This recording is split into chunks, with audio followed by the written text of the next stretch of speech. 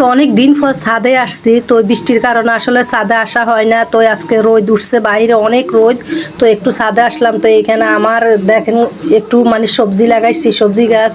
এখানে ঢেঁড়স গাছ আছে, তারপরে পুঁই শাক আছে, তারপরে এখানে মিষ্টি কুমড়া আছে, তারপরে এখানে দেখুন পাটের শাক আছে। তো এই ফেরাই মানে অনেক রকমের শাক আছে, সিম গাছও আবার লাগাইছি। তো মানে এখানে ঘাস সকল উঠছে, যে ঘাসগুলো একটু ভালো করে মানে পরিষ্কার করে দিলাম। যার এখানে মানে রোদ বান উঠছে, তাই আজকে একটু মানে পরিষ্কার করি। তারপরে এখন গা গোসল ধুয়ে এখন রান্না করতে আসলাম দুপুরের জন্য। তো এই তো এখানে আমি কইটা রান্না করব। তো এখানে আমি প্রথমে পেঁয়াজ কুচি, রসুন কুচি, কাঁচামরিচ দিয়ে তারপরে মানে একটু নরম করি। তারপরে চিংড়ি মাছগুলি দিয়ে দিচ্ছি, চিংড়ি মাছ দিয়ে তারপরে একটু লাড়ি টাড়ি, তারপর আবার এখানে একটু হলুদ দিয়ে দিব মানে পরিমাণ মতন। তারপরে এখানে আবার মরিচের গুঁড়ি দিয়ে দিব, স্বাদ মতন লবণ দিয়ে দিব, দিয়ে একটু তাহলে পানি দিয়ে ভালো করে একটু কষাই নিব। কষাই তারপরে এখানে আমি তরকারিগুলো দিয়ে দিব। ফোড়ল, ফোড়ল আসলে আমাদের শরীরের জন্য অনেক উপকারী, কারণ ফোড়ল একদম ঠান্ডা জাতীয় একটা জিনিস, একটা তরকারি। তো এই যাদের মানে ডায়াবেটিস আছে, জন্ডিস আছে, লিভারের সমস্যা আছে, আসলে ফোড়ল খেলে না অনেক অনেক ভালো, অনেক উপকারী একটা তরকারি।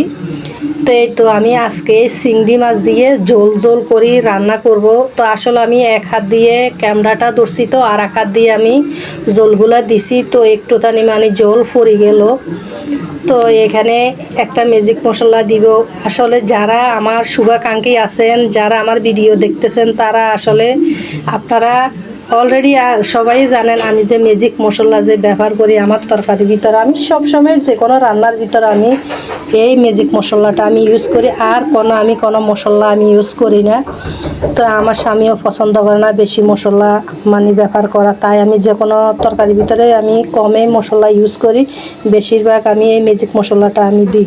তো এই তো মাছগুলি আমি এগুলো একদম মশমশা করে সুন্দর করে ভাজি নিব। আসলে গাছ বিশ্বাস করেন এই মাছগুলি খাইতে না এত মজা লাগে। আমি মসুরের ডাল পাতলা করে রান্না করছি, তারপরে এই মাছগুলো একদম মশমশা করছি, সুন্দর করে ভাজি নিব।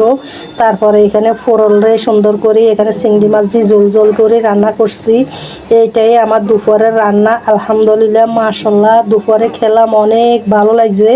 একদম মানে কচি কচি এই ফোড়নগুলি মানে অনেকগুলো আছে না, একদম মানে কেমন চামড়া বাঁধা যায়, এগুলো খেতে কিন্তু ভালো লাগে না। এগুলো একদম কচি কচি চাই আমি নিছি। তো একদম রান্না করছি চিংড়ি মাছ দিয়ে, অনেক মজা হয়েছে। তো আসলে গাইস, আমি যখন যেটা আমি রান্না করি সেটাই আপনাদের সাথে শেয়ার করি, আমি বাড়তি কিছু আপনাদের সাথে আমি শেয়ার